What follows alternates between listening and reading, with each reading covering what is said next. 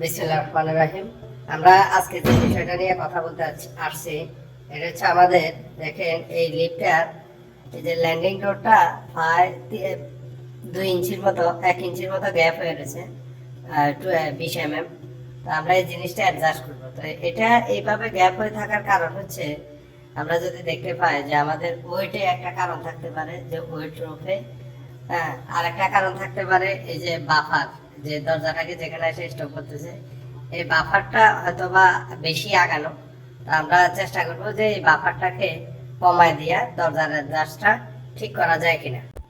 এই যে দেখেন গ্যাপ বেশি ছিল, এখন আমরা এটা রিজনেবল মধ্যে নিয়ে আসছি। এখন শুধু রাবার, যে রাবার দুইটা আছে এগুলা হচ্ছে ডোরে অনেক পুরাতন লিফট, তো ডোরে যে বাফার ইউজ করছে এটা পুরা ডোরে ইউজ করছে, এই যে এই রাবারটা। আমরা এখানে বাফারের যে মেজারমেন্টটা আছে এটা একটু কমায় দিয়েছি, কমায় দিয়ে অ্যাডজাস্ট করছি। এখন আমাদের সমস্যাটা সমাধান হয়ে গেছে।